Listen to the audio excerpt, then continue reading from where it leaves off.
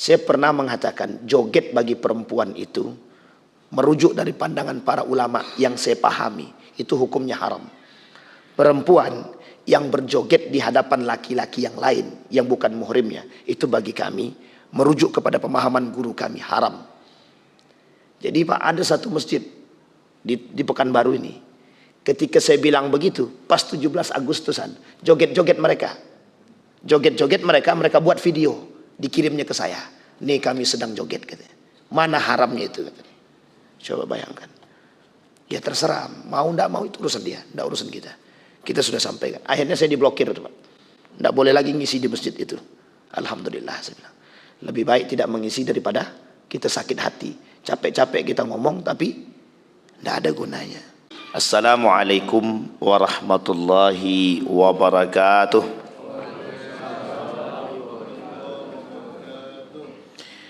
Alhamdulillahi rabbil alamin. Alhamdulillahilladzi an'ama bi ni'matil iman wal islam bihima tatimmus salihat. Ashhadu an la ilaha illallah wahdahu la syarika lah wa ashhadu anna Muhammadan abduhu wa rasuluh la nabiyya ba'd. Allahumma salli wa sallim wa barik ala hadzal nabiyil karim. Allahumma salli ala Muhammad wa ala ali Muhammad fil alamin innaka Hamidum Majid. Ya ayyuhan nasu ittaqu rabbakumul ladzi khalaqakum min nafsin wahidah wa khalaqa minha zawjaha wa batha minhuma rijalan katsiran wa nisaa'a wattaqullaha alladzi tasaaluna bihi wal arham innallaha kana 'alaikum raqiba. Puji syukur kehadirat Allah dengan mengucapkan alhamdulillahirabbil alamin, bersalawat kepada Nabi dengan mengucapkan Allahumma salli ala Muhammad wa ala ali Muhammad fil alamin innaka Hamidum Majid. Bapak Ibu sekalian yang berbahagia, mudah-mudahan di subuh hari ini Allah limpahkan rahmat dan karunia-Nya kepada kita semua. Insyaallah kita yang hadir husnul khatimah. Dan untuk orang tua kita yang telah mendahului kita, Allah tempatkan di tempat terbaik di sisinya, Allah terima amal ibadahnya, Allah kumpulkan bersama orang-orang yang saleh. Dan kemudian untuk orang tua kita yang masih hidup, Allah sehatkan, Allah kuatkan, Allah limpahkan rezeki, Allah anugerahkan anak-anak yang saleh dan salihah. Amin ya rabbal alamin. Baik Bapak Ibu sekalian yang berbahagia, di subuh hari ini saya ingin membahas satu hal yang hari ini menjadi persoalan kita bersama, yang menjadi penyebab degradasi moral, runtuhnya akhlak dan moral, etika di tengah arus global yang hari ini kita hadapi bersama. Bapak Ibu sekalian yang berbahagia, berbicara tentang persoalan karakter jahiliyah. Kemarin saya beli buku, bukan beli, dibelikan orang buku, dikasih hadiah waktu di Mekah, Bang.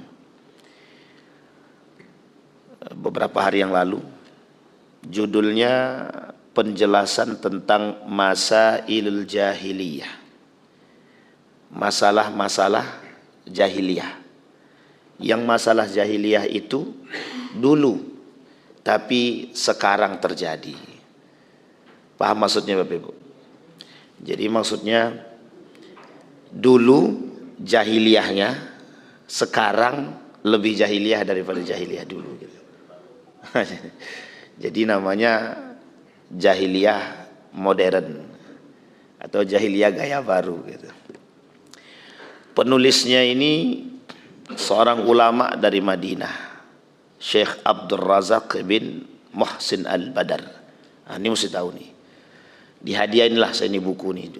Satu lagi tentang Al-Kabair, dosa-dosa besar, pengarangnya sama. Bercerita saya dengan ini, tidak ada yang live kan? Saya bercerita dengan salah seorang tokoh di Saudi itu. Jadi ketika kami sedang duduk mendengarkan kajian, kan ada di Masjid Nabawi, Masjidil Haram, itu ada halakoh. Ada kajian kayak gini Pak. Setelah selesai maghrib, nanti disambung setelah isya.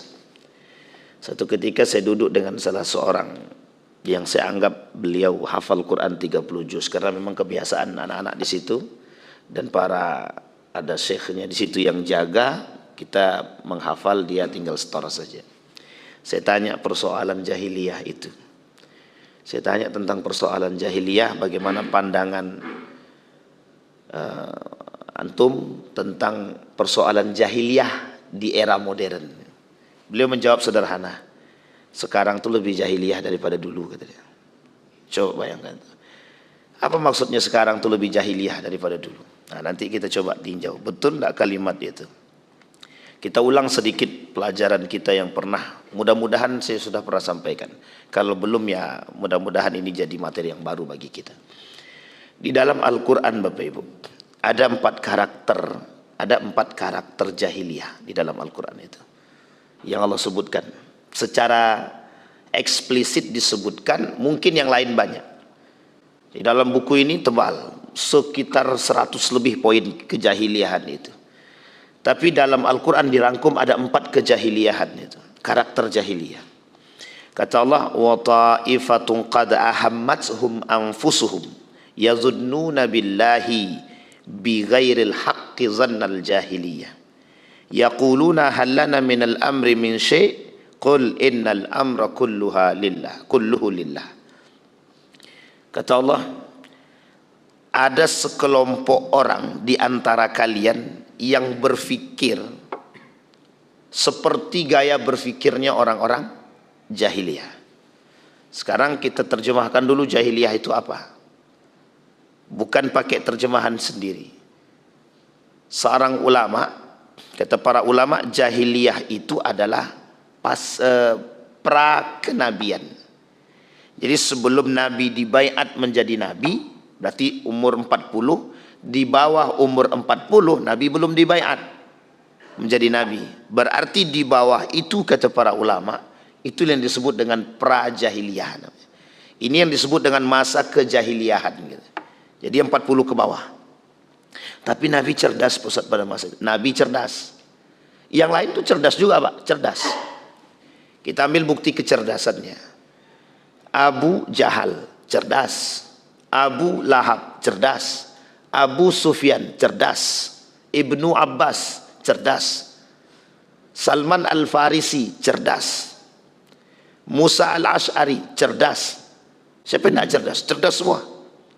Apalagi mereka sebagian daripada sahabat Nabi setelah. Jadi kapan mereka dikatakan sahabat Nabi? Setelah Nabi dibaiat jadi Nabi dan mereka masuk ke dalam Islam, barulah dikatakan sahabatun Nabi, sahabatu Rasulullah sallallahu alaihi wasallam. Jadi kalau dia hidup di zaman Nabi, tidak masuk Islam, dia ketemu dia dengan Nabi, itu tak sahabat Nabi. Yang dikatakan sahabat Nabi itu hidup di zaman Nabi, masuk ke dalam Islam dan sama-sama dengan Nabi. Uwais Al-Qarni tidak bertemu Nabi, tapi dianggap sahabat Nabi, hidup sezaman dengan Nabi. Nabi menceritakan tentang Uwais Al-Qarni. Sampai sini paham ya Bapak ya? Ini karakternya. Ini poin yang kita jelasin. Jadi yang disebut dengan jahiliyah itu sebelum kenabian. Itu yang pertama. Yang kedua, kata para ulama, yang disebut dengan jahiliyah itu apa? Yang disebut dengan jahiliyah itu ketidakbermoralan. Nah, ini poin jahiliyah nih. Ketidakbermoralan. Tidak bermoral itu bagaimana maksudnya? Pada saat itu orang-orang pada masa jahiliyah itu dia tidak punya, begini bahasanya, kami ini penguasa, you budak, tunduk sama kami. Nah, itu bahasa tidak bermoralnya begitu. Tapi pada saat itu kalau ditinjau dalam tingkat kedermawanan itu jauh lebih tinggi Pak. Jadi sekalipun mereka tidak berduit, ini orang jahiliyah zaman dulu ya, orang Arab dulu, orang Quraisy dulu, sekalipun tak berduit, kalau tamu datang itu mereka akan rela mencari, pokoknya harus bisa melayani tamu sebaik mungkin. Nah, itu bagusnya Pak. Sekarang kira-kira jahiliyah mana? Dulu apa sekarang? Duit banyak, jangankan tamu, semua diusir. Nah, ini contoh ya karakter gitu. Jadi orang jahiliyah, orang Quraisy dulu, itu kalau seandainya tidak ada duit, sekalipun duitnya minim gitu, tapi tamu datang, itu akan dimuliakan semulia mungkin itu. Dan ini adalah tradisi Pak, tradisinya orang jahiliyah. Jadi kedermawanan itu bagian daripada tradisinya orang jahiliyah pada masa dahulu. Kemudian ketidakbermoralan lain itu, mereka kalau minjamkan uang itu tidak tanggung-tanggung Pak. Kalau dipinjamkan 100 juta, baliknya harus 200 juta. Itu jahiliyahnya begitu. Oh, karena beliau kan ngambil duit saya, dan harusnya duit saya ini bisa saya pakai, dan dia kan ngambil keuntungan dari duit saya. Nah, itu logika berpikirnya begitu. Jadi semuanya pakai logika memang. Jadi kalau dibilang tidak pinter, bodoh, itu tidak juga gitu. Karena waktu itu secara matematika tinggi Pak. Jadi pinjam 100 juta, baliknya harus 200 juta. Lo kan dapat untung dari situ. Kalau mau minjam silakan, tidak ya udah gitu. Sebelum Islam datang, kedermawanan mereka diukur dengan model yang tidak bermoral juga sebenarnya. Memang mereka rajin bersedekah berbagi Pak. Jadi ketika ada kehidupannya kaum-kaum Quraisy itu, kalau ada tamu datang, sahabat datang itu kan dilayani itu Pak. Nah uniknya cara melayaninya dua. Satu dengan minum khamar, yang kedua dengan judi. Nah di cara melayaninya begitu. Jadi pokoknya datang tamu, pokoknya dibuatlah. Kalau bahasa kita sekarang nih, apa minuman keras yang paling bagus sekarang? Apa Bang Didi? Minuman yang paling trending sekarang gitu. Kamput, ya. Kamput masa dahulu atau tua lah gitu kan. Whisky, hafal Bang? Oh gawat nih. Whisky misal. Disediain tuh Pak yang paling mahal gitu. Meskipun tak berduit ya. Tapi cara mereka menghormati begitu, minum bareng. Tapi kan mabuk-mabukan tuh kan gitu. Setelah itu mereka main judi dari pagi sampai sampai dari malam sampai subuh gitu. Karena waktu itu Islam belum datang. Islam belum datang. Karena Nabi juga belum dibaiat. Hanya saja di tengah hiruk pikuk karakter seperti itu, mesti ada juga orang-orang yang punya karakter yang baik. Seperti Nabi Muhammad dijaga, Abdul Muthalib dijaga, Abu Thalib dijaga. Ada lagi namanya Ja'far bin Abi Thalib itu dijaga. Kemudian ada namanya Abbas dijaga. Itu kan paman-paman Nabi. Jadi keluarga Nabi ini sudah terbentuk secara bukan permanen ya, sudah terbentuk secara keturunan, memiliki karakter akhlak yang baik gitu. Moral yang baik. Di antara sekian banyak gitu. Abdul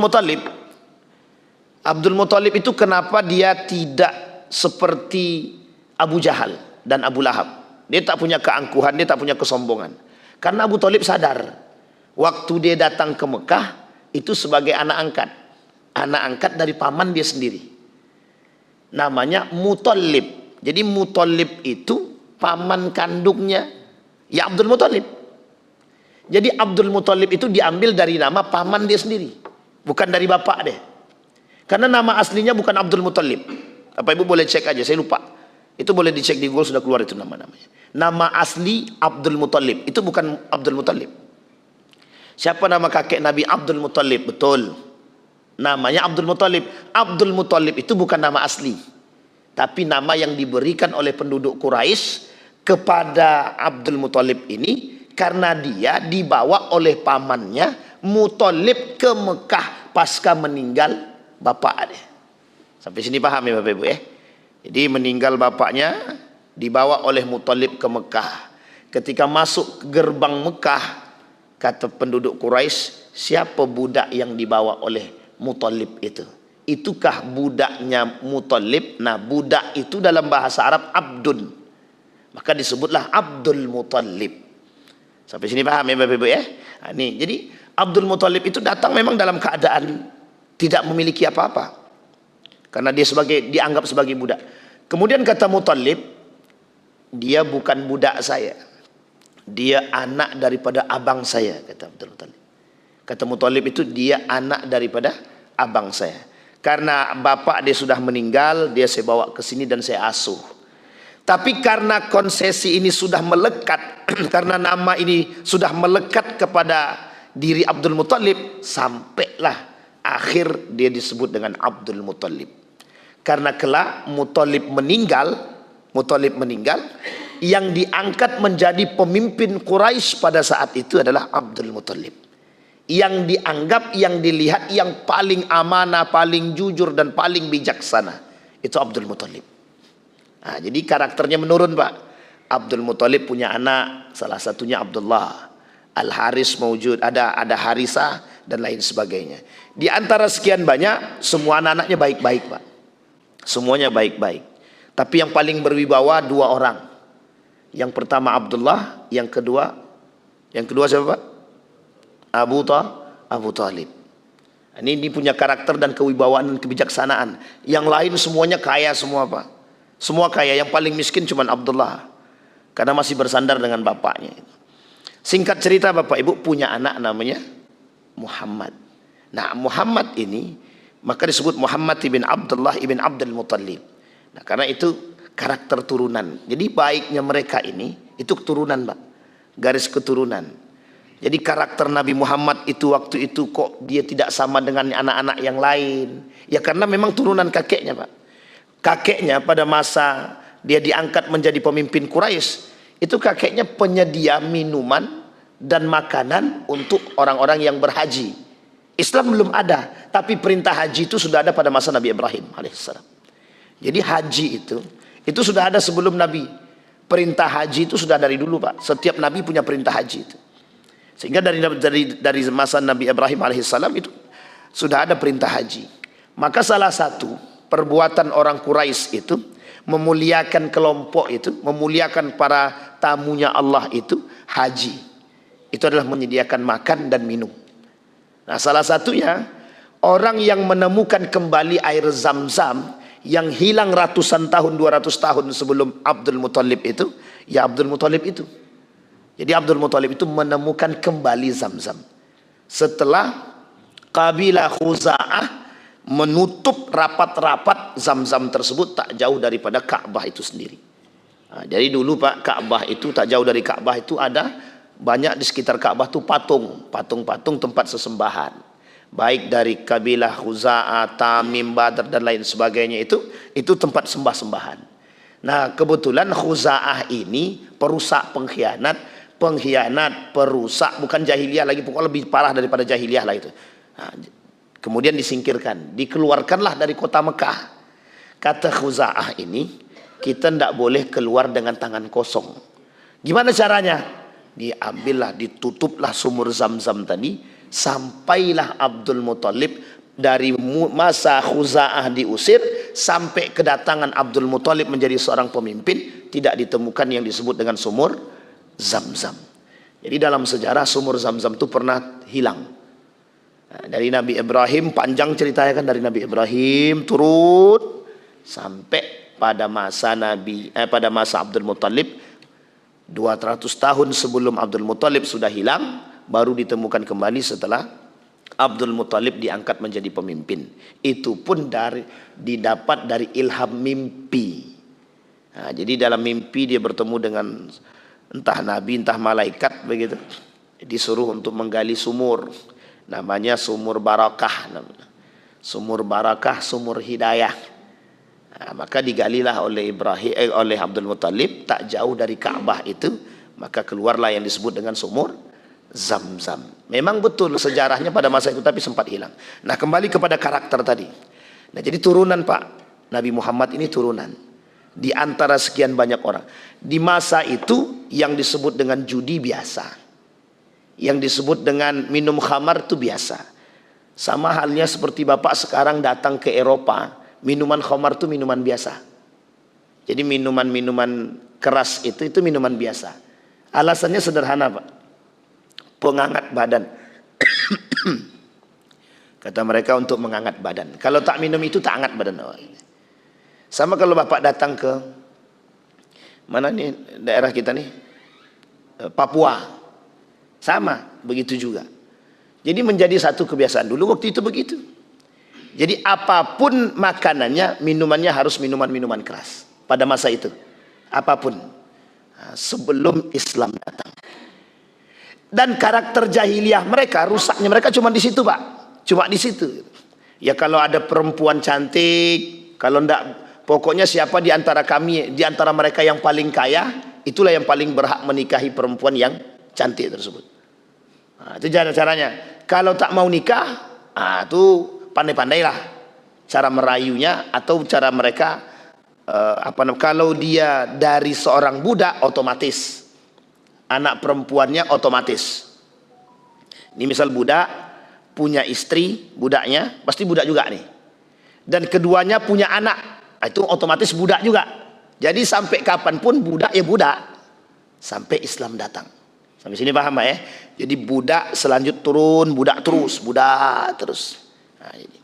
Nah, karakter jahiliyah pada saat itu, kalau seandainya mereka tidak minum khamar, tidak meminum minuman khamar ini, itu tidak wow. Nah, sama dengan anak zaman sekarang. Kalau tidak narkoba, ndak yes. Sama Pak, betul Pak. Waktu itu kalau tidak main judi, kalau mereka tidak main judi, berarti mereka bukan orang kaya. Paham maksudnya ini Pak?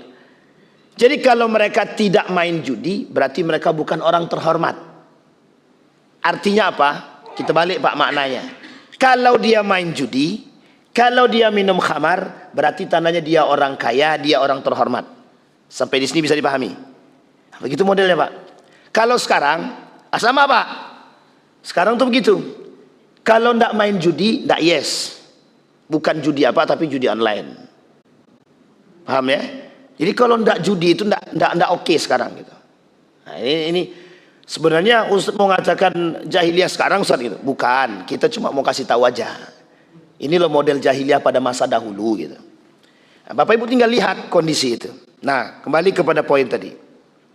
Kata Allah dalam poin yang pertama, azannal jahiliyah. Orang jahiliyah pada saat itu sebelum Islam datang, mereka berpikir bahwa Tuhan itu tidak ada. Mereka tahu Pak, Tuhan mereka yang mereka sembah itu, patung berhala itu, yang mereka sembah itu tidak punya kuasa. Tahu mereka, tahu. Tapi ketika diajak berpikir lebih sehat, ya mereka katakan, loh patung kami kan nggak bisa ngapa-ngapain. Loh sadar loh Pak, sadar ya, patung kami nggak bisa ngapa-ngapain. Jangankan memberi makan, membantu kami yang susah aja patung kami tak bisa. Cuma kami butuh dia. Tahu maksudnya Pak? Dia tak bisa bantu kami, tapi kami butuh dia. Jadi gimana maksudnya itu? Melogikakannya gimana? Ya memang nggak bisa dilogikakan Pak. Kadang sehat akalnya, kadang tak sehat. Sama dengan manusia sekarang kan begitu itu. Kadang sehat, kadang tidak. Kalau lagi sehatnya datang sama Tuhannya. Kalau lagi tak sehatnya hilang akalnya Pak. Jadi ketika itu Pak, orang datang menyembah itu bukan untuk mengatakan Tuhan itu kuasa, bukan. Simbol kalau kami punya agama. Simbol kalau kami punya Tuhan. Jadi kekuasaan Tuhan, Latta, Uzza, kehebatan Latta dan Uzza itu tak terpandang. Karena memang tidak punya kekuasaan. Hanya saja kami punya gengsi yang harus kami pertahankan dari dulu sampai sekarang. Sampai sini paham ya? Kami punya tradisi yang kami harus pertahankan dari dulu sampai sekarang. Menyembah Latta, Uzza, dan beberapa patung-patung yang lain yang dianggap Tuhan, itu adalah bagian daripada menjaga tradisi dahulu. Nah, jadi kalau sekarang ada orang yang menjaga tradisi judi, tradisi khamar, itu sebenarnya jahiliyahnya terlambat. Kenapa kita katakan terlambat? Dia baru jahiliyah sekarang. Itu sudah dahulu. Zamannya modern, gini, logikanya menerima modern, logikanya, akalnya menerima modern, tapi perbuatannya mengikuti jahiliyah. Ya tidak sinkronnya di situ gitu. Akalnya mengikuti perkembangan zaman, tapi perbuatannya kok masih datang ke dukun. Sampai di sini bisa dipahami ya. Kok masih datang ke dukun? Kita ambil contoh. Zaman dulu main bola itu kalau ditarkam itu Pak, antar kampung itu, lomba bola antar kampung, itu biasanya kiper-kipernya itu ada dukunnya di situ. Saya tak katakan pacu jalur ya, tapi saya katakan ini bola. Itu ada dukunnya Pak. Untuk apa? Biar jaga. Pokoknya nanti biar bolanya nggak masuk Pak. Kenapa Ustaz tahu? Saya pernah ikut. Ikut apa? Ikut ngantarkan ke tempat dukun gitu. Nah waktu itu kan nggak tahu, masih kecil. Dan waktu itu saya masih kecil, saya nggak tahu. Maksudnya kenapa sih harus pakai begini gitu. Kita masih kelas 6 SD kalau tak salah, apa kelas 1 MTS ya gitu. Jadi kita nggak tahu tuh Pak, kenapa harus gitu. Jadi tujuannya sederhana, biar bola tuh nggak masuk ke gawang. Artinya apa? Akal ini menerima modern, tapi perbuatan kita sama dengan orang-orang dahulu gitu, jahiliyah. Maka disebutkan di sini zannal jahiliyah. Karakter yang paling berbahaya dari masyarakat jahiliyah pada saat itu adalah mereka berpikir bahwa Allah itu tidak maha kuasa.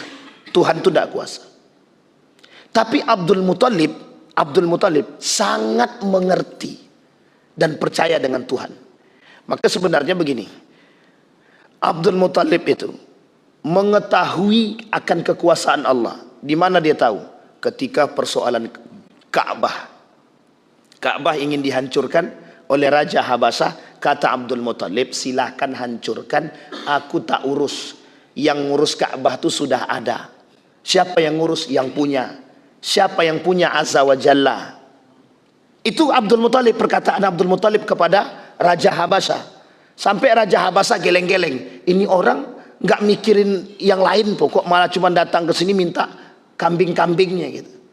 Jadi tolong kembalikan kambing-kambing saya, kata Abdul Muthalib. Setelahnya yang lain terserah. Mau kau hancurkan Ka'bah silahkan, mau kau apakan silahkan. Sampai Abdul Muthalib ke depan Ka'bah, kata Abdul Muthalib, kalian penduduk Mekah, minggir. Orang-orang itu mau menghancurkan Ka'bah. Ini dalam sejarahnya begitu. Orang-orang itu mau menghancurkan Ka'bah. Biarkan aja mereka menghancurkan Ka'bah. Itu urusan Tuhan gitu. Yang punya, urusan yang punya. Itu Pak, mengapa Abdul Muthalib tahu bahwa Ka'bah itu bukan punya diri dia. Kami cuma disuruh untuk menjaga. Tapi yang lain tak begitu Pak. Yang lain tidak begitu. Yang lain paham bahwa cara berpikir mereka itu memang jahiliyah. Ya ada Tuhan. Mereka beranggapan ada kekuatan-kekuatan gaib yang mereka terima. Dan itu bukan dari patung mereka. Kembali kepada poin tadi. Dhannal jahiliyah. Dan itu tidak dibenarkan dalam Islam. Nah setelah Islam datang, Nabi Muhammad membawa risalah ini. Risalah inilah yang kemudian ditolak secara mentah-mentah oleh orang kafir Quraisy. Alasan penolakannya sederhana, gengsi. Yang kedua, tidak mau budaya mereka, tradisi mereka ini terhapuskan oleh datangnya agama yang baru, yang oleh mereka sadar kebenaran agama ini, tapi mereka tolak. Ini poinnya Pak, poinnya. Orang zaman dulu, kedatangan Nabi Muhammad itu sadar dengan kedatangan risalah Islam. Sadar akan kebenaran Islam, itu sadar Pak. Abu Jahal tahu, Abu Lahab tahu, Abu Sufyan tahu, semua pemuka Quraisy itu tahu kebenaran Islam. Tapi mengapa mereka tidak mau memeluk kebenaran itu? Alasannya sederhana. Satu, tidak mau meninggalkan tradisi nenek moyang. Yang kedua, gengsi. Yang ketiga, ada. Ini urusan kekuasaan, urusan jabatan. Kami kan pemimpin. Kalau nanti masuk ke dalam agama Muhammad, runtuh kepemimpinan kami, runtuh kekuasaan kami. Jadi setiap mereka ini memegang kabilah masing-masing. Kayak Abu Sufyan, dia pegang kabilahnya dia Pak, pengikutnya banyak karena kekayaan dia. Abu Lahab punya masa yang banyak. Kemudian Abu Jahal punya masa yang banyak. Dan semua mereka punya masa Pak. Abbas punya masa. Punya orang-orang pengikut, kalau bahasa kita ini punya fans-fansnya lah. Mereka takut akan kehilangan seperti ini. Kalau Islam masuk, Nabi Muhammad sebagai seorang nabi, otomatis orang-orang ini tidak akan mengagung-agungkan lagi orang-orang yang tadi. Sampai di sini paham Pak? Itu yang disebut dengan pada saat itu mereka tidak mau memeluk Islam. Gengsi, takut budaya hilang, takut jabatan hilang. 3 ini yang paling besar, Pak. Berarti bukan persoalan Tuhan, Ustaz. Bukan. Secara garis besar mungkin nampaknya persoalan Tuhan, tapi sebenarnya bukan itu. Sama halnya dengan kondisi Nabi pindah di Madinah. Ada yang masuk Islam terpaksa, tapi tujuannya ingin membunuh Nabi, sakit hati gara-gara Nabi diangkat jadi khalifah, pemimpin. Nah, itu masalahnya di situ. Jadi kalau ada yang sekarang begitu, beda tipis dengan jahiliyah zaman dulu kan. Ada kan orang-orang yang sekarang takut tersingkir dari jabatannya. Ada orang-orang sekarang yang tak percaya dengan Allah, tapi dia sholat, dia puasa, dia zakat, kedukun jalan, judi jalan, khamar jalan, korupsi jalan, sholat jalan. Itu imbang. Dunia akhirat. Dunia dapat, akhirat dapat. Ya nggak bisa, Pak. Nggak bisa begitu. Nah, kembali kepada poin tadi. Itu namanya zannal jahiliyah. Jadi gaya berfikirnya. Nah, kalimat ini, ayat ini turun dalam perang Badar. Dalam perang Uhud. Jadi ketika dalam perang Uhud itu, Pak, kaum munafik ikut berperang sama Nabi. Kata kaum munafik, itu kan kita sudah menang. Di bawah itu ada harta rampasan. Yuk kita ambil sebelum diambil orang. Turun, Pak. Orang munafik ini ngajak pemanah-pemanah yang di atas, yang oleh Nabi jangan turun, kata Nabi, jangan turun. Tapi mereka tetap turun. Akhirnya kan mereka diserang oleh Khalid bin Walid dari Jabal Uhud yang tinggi itu. Itu mereka turun, Khalid bin Walid datang memerangi kembali. Menanglah orang kafir Quraisy di situ pada perang Uhud yang kedua. Jadi perang Uhud yang pertama menang mereka. Mundur nih rombongan Khalid bin Walid. Waktu itu Khalid bin Walid belum masuk Islam. Mundur Khalid bin Walid. Orang munafik yang ikut berperang menghasut. Yuk kita turun ambil harta rampasan. Itulah terjadi terbunuhnya Hamzah itu, Pak. Yang bunuh Wahsy. Nah, Wahsy masuk Islam. Minta maaf sama Nabi. Kata Nabi, aku maafkan tapi kau jauhkan wajahmu dari diriku, kata Nabi. Nabi bilang sama Wahsy, aku maafkan dirimu tapi jangan kau jauhkan wajahmu dari diriku, kata. Nabi masih sakit hati sebenarnya. Tapi Nabi kok sakit hati, manusia, Pak. Innama ana basyarum mithlukum. Tapi diobati. Tapi Nabi sudah maafkan. Bukan berarti Nabi tak mau bertemu ya, tapi Nabi sudah maafkan. Kembali kepada poin tadi. Nah, ini poinnya, Pak.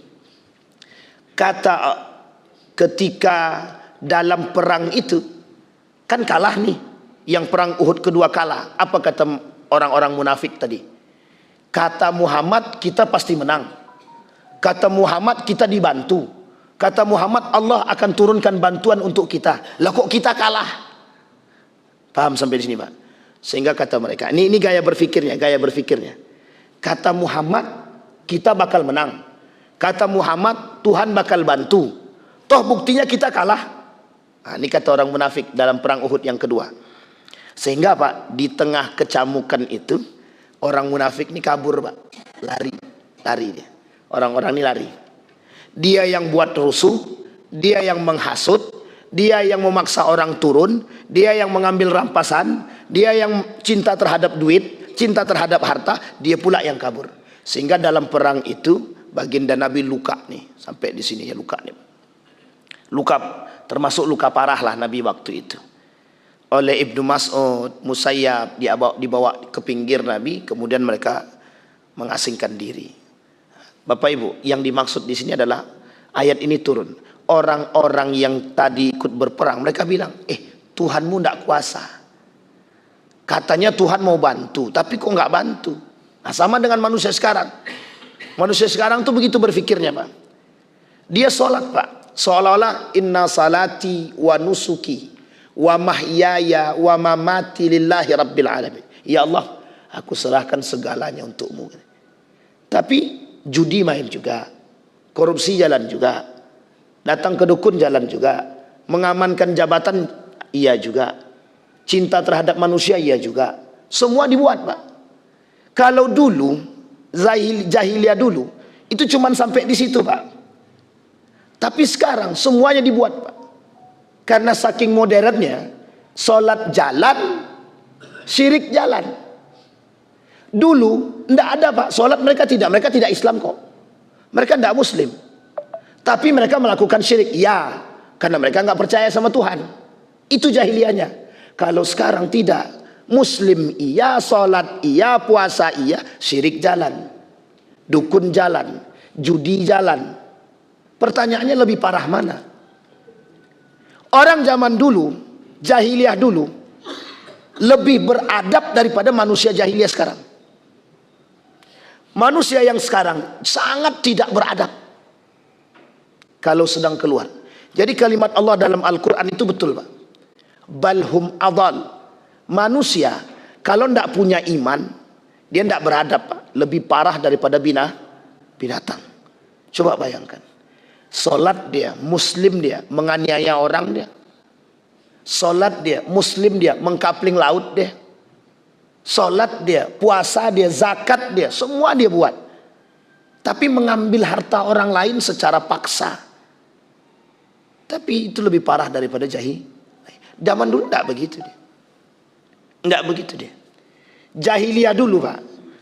You punya berapa? Minjam duit 100 juta, balikin 200 juta. Selesai, Pak, sampai di situ. Berarti dia harus ngembaliin 200 juta. Kalau sekarang tidak. You pinjam duit berapa? 50 juta. Kalau dia tidak sanggup bayar, aku ambil rumahmu, ambil istrimu, ambil TV-mu, ambil tanahmu. Lebih jahiliyah mana? Lebih jahiliyah sekarang. Sangat-sangat jahiliyah sekarang. Dulu masih ada kemanusiaan, sekarang tidak punya, Pak. Nurani itu tidak ada sekarang. Ini karakter jahiliyah. Jadi kalau dibilang masalah jahiliyah, memang persoalan kita sekarang ini jahiliyah modernnya lebih tinggi memang. Dulu tidak ada namanya judi online, sekarang judinya online, Pak.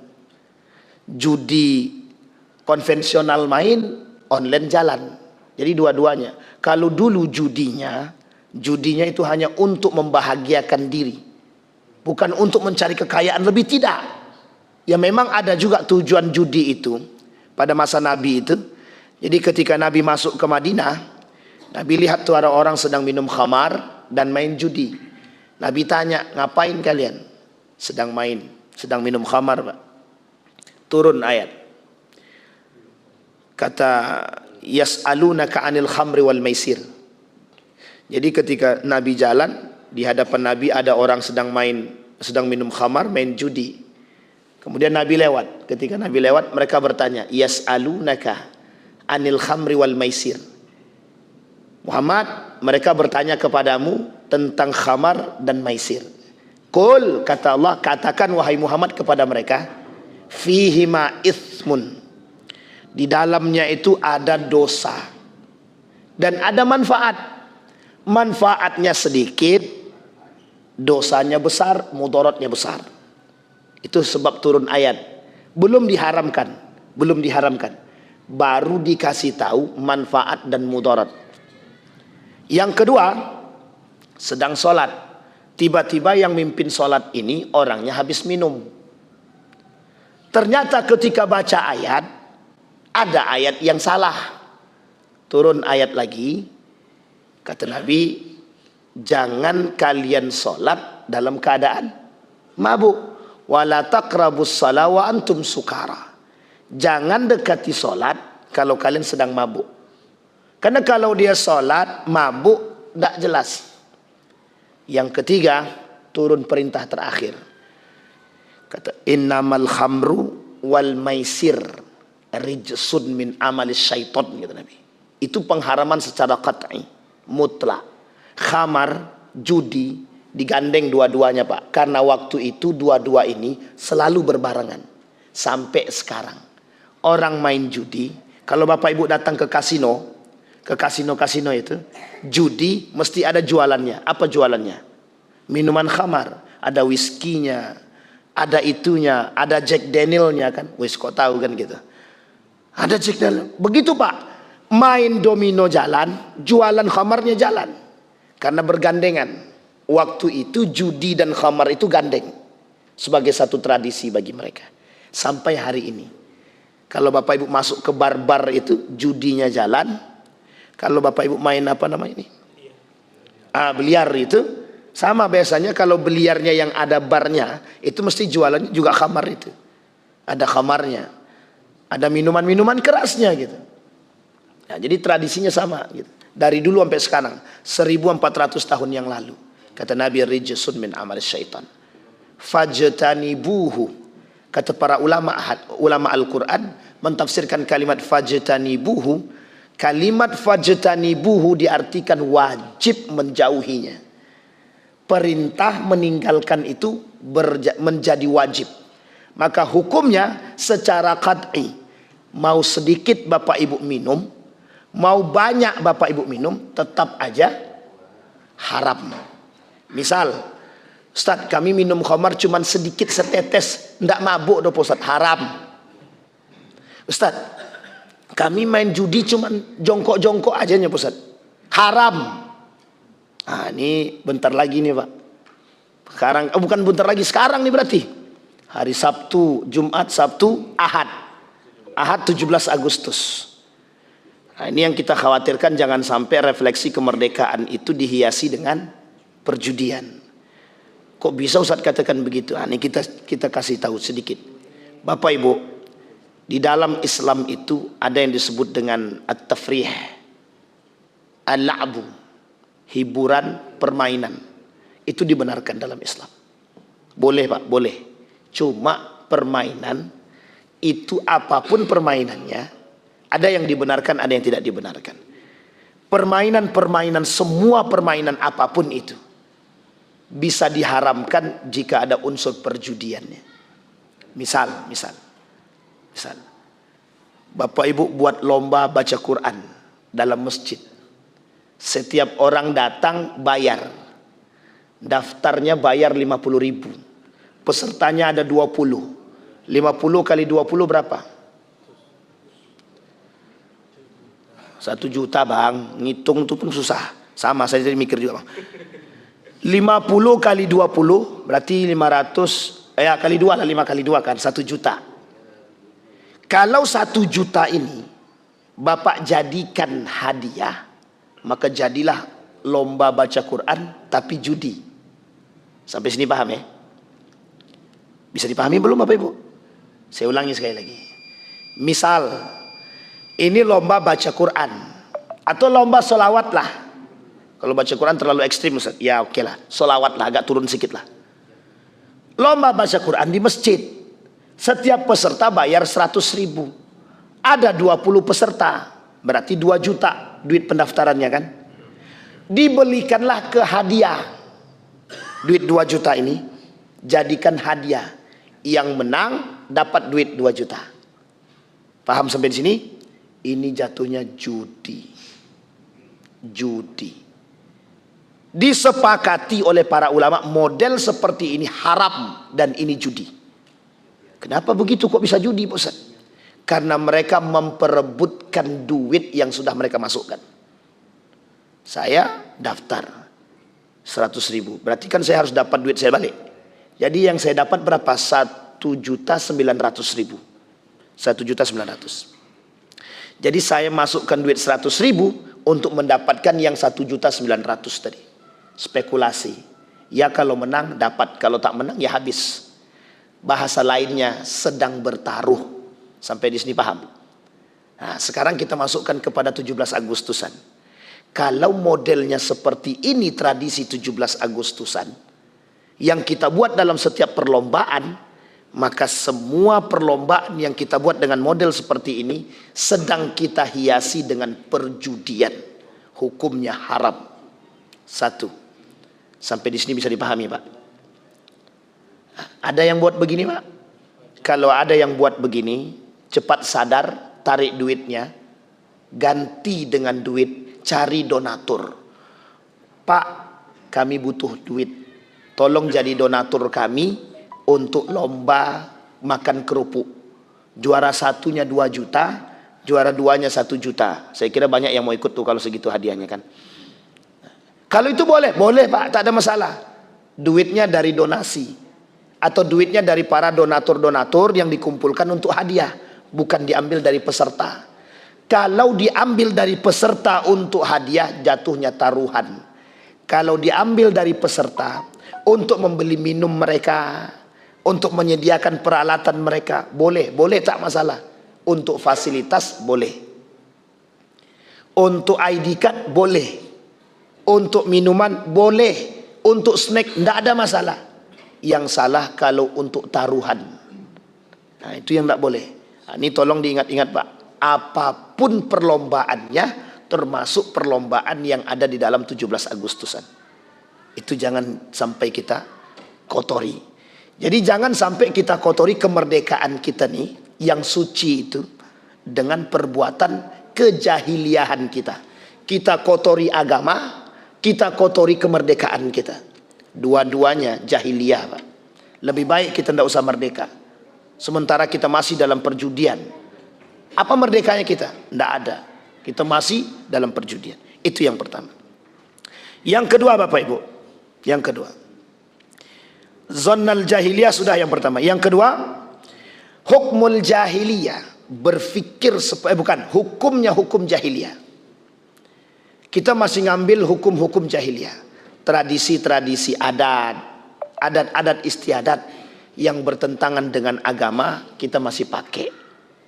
Masih ada di Riau ini, kalau tidak nikah secara adat maka tak sah nikahnya, sekalipun dia nikah secara agama. Jadi kalau ada yang nikah secara agama tapi tidak nikah secara adat dia tak sah nikahnya. Mereka tetap dikatakan zina. Kalau ada begitu itu keterlaluan Pak. Tapi ada. Yang ketiga, kami pengen Ustaz bagi warisan itu semuanya sama rata, biar adil. Kira-kira adil itu baik enggak? Adil itu baik enggak Pak? Bu? Baik ya, adil itu baik ya. Tapi baik tapi tidak pada tempatnya. Kita adil sama manusia tapi kita tak adil sama Tuhan. Baik enggak? Baik enggak? Kita adil sama manusia tapi kita tidak adil sama Allah. Adil baik enggak? Sama Pak.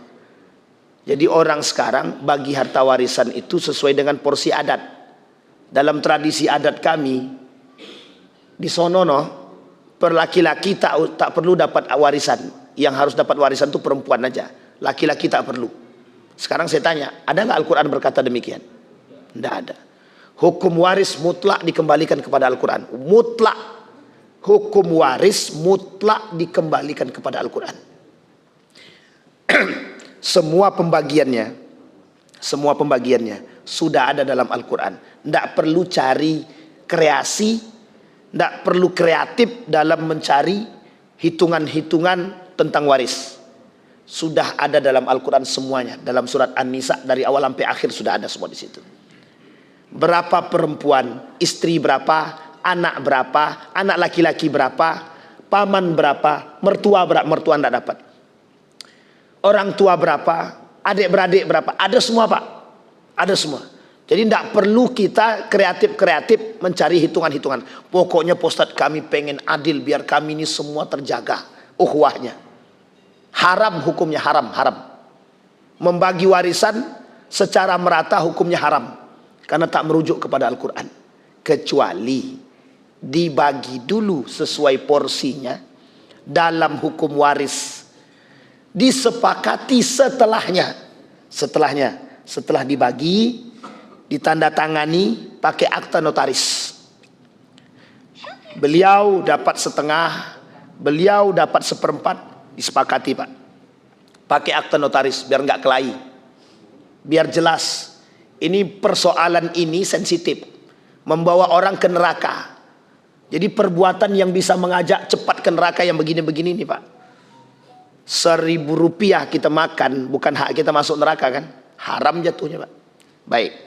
Setelah disepakati, setelah semuanya selesai dalam hitungan waris sesuai, baru kemudian kumpul balik, kami bagi rata.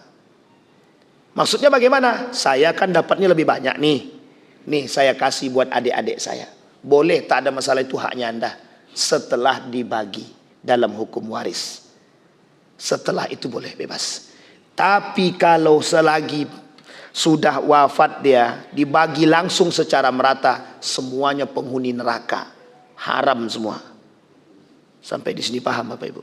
Kok cepat kan Ustaz bilang neraka? Ya kalau dia tak tobat, dia masuk neraka Pak. Tidak mungkin tak tobat masuk surga dia. Sampai di sini paham? Nah, ini persoalan waris nih Pak. Jadi persoalan waris ini sensitif. yang banyak kita temukan sekarang begitu. Oh, tradisi kami tidak begitu, Ustaz. Tradisi kami itu yang laki-laki itu tidak lagi dapat warisan. Yang dapat warisan itu cuma perempuan. Pertanyaannya tradisi mana? Pertanyaannya siapa yang buat tradisi? Lebih percaya pada tradisi apa pada Tuhan? Mau ikut syariat Islam atau ikut tradisi? Kalau ikut tradisi, jahiliyah dia berarti. Karena orang jahiliyah dulu begitu ngikutnya, Pak. Nah, sekarang kalau kita kembalikan ke tradisi, lihat tradisi 17 Agustusan. Apa tradisi 17 Agustusan? Yang kita hiasi dengan dosa dan kemaksiatan. Apa contohnya? Joget-joget. Pak, Bu, kalau mau bikin acara pakai musik, bisa enggak jangan campur laki-laki perempuan? Kalau bisa, dan bisa enggak musiknya, mohon maaf, bisa enggak musiknya, lagunya itu yang sehat? Kusat begitu, Ustaz. Karena banyak yang tidak sehat, Pak. Banyak yang tidak sehat. Jadi kita menghiasi apa sekarang? Kita nih, Ustaz, dalam sudah lagunya poco-poco, patah pinggang dan patah yang lain, tapi kemudian ditutup dengan doa. Paham maksud saya ini? Acaranya campur baur laki-laki perempuan, didahului dengan tausiah, diakhiri dengan doa. Di tengah-tengahnya joget biduan. Sekarang coba pakai nalar logika yang maksudnya apa itu? Di depannya ada orang yang bertausiah, di tengah-tengahnya biduan joget, nggak pakai kerudung, pakai celana sempit. Di akhirnya ditutupi dengan kita doa bersama, semoga kita berkah. Pertanyaan saya, itu nyambung apa tak nyambung gitu? Apa? Penghinaan. Kalau bahasa pencampuraduan, mencampur adukkan agama dengan hal-hal seperti itu. Mohon maaf, Pak, tradisi itu kalau dibiarkan, ingat kalimat ini, Pak, ya, kalau dibiarkan, ini gara-gara zaman dulu dibiarkan, akhirnya sampai sekarang ada musiknya, ada jogetnya. Uniknya lagi, ada gaya baru tradisinya sekarang, joget balon, joget kursi. Lomba-lombalah ingin duduk di kursi di situ. Yang uniknya, yang berlomba laki-laki perempuan, campur. Ya saya tidak mau suuzon, Pak, tapi memang nampak di mata begitu. Gimana kita mau suuzon? Itu faktanya begitu. Itu tradisi yang menyesatkan itu, Pak. Jangan tersinggung. Kalau tersinggung boleh, silahkan, tak ada masalah. Tapi faktanya begitu. Tapi ini kan refleksi kemerdekaan. Janganlah begitu-begitu diatur dengan agama. Sikit-sikit agama, sikit-sikit agama. Inilah yang merusak nih, Pak. Nah, yang gaya-gaya begini yang merusak. Sama yang tadi, yang dikatakan oleh kaum munafik tadi. Katanya Tuhan ada, mau bantu kita. Mana buktinya? Nah, sekarang dibaliknya, Pak. Masa yang kayak gini ada Tuhan? Yang kayak gini-gini ada Tuhan? Sampai di sini paham maksud saya, Bapak Ibu? Udahlah, singkirkan. Ini tak urusan. Ini kan urusan hiburan. Dalam hiburan nggak perlu ada Tuhan, nggak perlu ada agama. Orang cuma sekedar bersentuhan biasa aja kok. Masalahnya sentuhan biasa itu, Pak, dari sentuhan biasa jadi luar biasa. Kontak ya, Dek, kontak ya. Laki orang, Pak, bini orang, Pak, gara-gara joget balon tuh, Pak, bisa suka dengan laki-laki orang. Kan masalah tuh. Sampai di sini bisa dipahami, Pak. Sederhana. Lomba kita cuma makan kerupuk, tapi kita seret anak-anak kita ke dalam neraka hanya gara-gara mempertaruhkan uang 100.000. Jadi mohon maaf, tradisi-tradisi seperti ini harus kita perbaiki. Kemudian malam harinya, refleksi kemerdekaannya, malam harinya pakai musik, organ tunggal sampai jam 1, jam 2. Di belakangnya ada minuman khamar, ada narkobanya. Di depannya ada biduannya, ndak ada doanya lagi. Nah, itu masih mending lah. Ndak ada tausiahnya. Aku kan oke-oke juga lah. Tapi pembukaannya baca Quran. Ya sama aja, Pak. Ya, maksud saya adalah tradisi seperti ini itu telah mendarah daging yang setiap tahun Bapak Ibu lihat itu. Saya ambil contoh. Saya pernah mengatakan joget bagi perempuan itu merujuk dari pandangan para ulama yang saya pahami itu hukumnya haram. Perempuan yang berjoget di hadapan laki-laki yang lain yang bukan muhrimnya itu bagi kami merujuk kepada pemahaman guru kami haram. Jadi Pak, ada satu masjid di Pekanbaru ini. Ketika saya bilang begitu, pas 17 Agustusan, joget-joget mereka. Joget-joget mereka buat video, dikirimnya ke saya. Nih kami sedang joget katanya. Mana haramnya itu katanya. Coba bayangkan. Ya terserah, mau enggak mau itu urusan dia, enggak urusan kita. Kita sudah sampaikan. Akhirnya saya diblokir, Pak. Enggak boleh lagi ngisi di masjid itu. Alhamdulillah saya bilang. Lebih baik tidak mengisi daripada kita sakit hati. Capek-capek kita ngomong tapi tidak ada gunanya. Sampai di sini bisa dipahami Bapak Ibu. Ini tradisi. Itu yang kedua. Nah, ini kalau kita panjangkan lagi, masih ada 2 lagi. Kalau mau dikaji lagi, selesai Pak. Ini jahiliyah. Begitulah masa jahiliyah pada saat itu, yang hari ini generasi jahiliyah itu terus berkembang. Jadi masa jahiliyah ini terus berkembang. Jangan sampai kita menodai perjuangan para ulama-ulama kita. Nabi membawa Islam dengan baik, kita datang mencampur adukkan dia. Orang zaman dulu kafir, itu agamanya tahu. Besok engkau sembah agamaku dan hari ini aku sembah Tuhan kalian. Kata Nabi, kita beda. Agamamu, agamaku. Sekarang tidak. Yuk sama-sama. Lebih parahnya lagi dicampur. Apa maksudnya? Minum khamar iya, mabuk iya, narkoba iya, sholat jalan. Doa oke, sholawatan oke. Dalam sholawatan pun ada tradisi joget-joget biduan pakai pakaian sempit. Na'udzubillah, thumma na'udzubillah. Sampai di sini bisa dipahami Bapak Ibu. Yang ingin kita ambil kesimpulan. Tadi ada 4 karakter jahiliyah, 2 yang sudah saya sampaikan. Hukum zonal jahiliyah, berpikir gaya jahiliyah, dan hukum-hukum jahiliyah. Maksudnya apa? Kita sama-sama memperbaiki tradisi-tradisi yang sudah ada, yang menyeleweng dan menyimpang, yang sadar dan tahu, perbaiki, tinggalkan. Udah nggak saatnya Pak kita begitu. Kita ini di akhir zaman. Kalau di akhir zaman tuh cari selamat aja Pak. Cari aja selamat. Jangan cari yang lain. Jangan cari murkanya Allah. Cari selamat. Kita ini pengen cari selamat. Maka jangan sampai hal-hal kecil kita hiasi dengan perjudian yang mungkin kita tak tahu. Sekarang Bapak Ibu sudah tahu. Permainan apapun yang kita buat, kalau ada unsur taruhannya, jatuhnya judi. Bisa dipahami Bapak Ibu? Ada pertanyaan? Nggak ada, alhamdulillah. Nggak ada pertanyaan kan Bapak Ibu? Mesti nggak ada. Apalagi dah jam segini ini. Oke lah. Baik Bapak Ibu sekalian yang berbahagia, kita berdoa kepada Allah.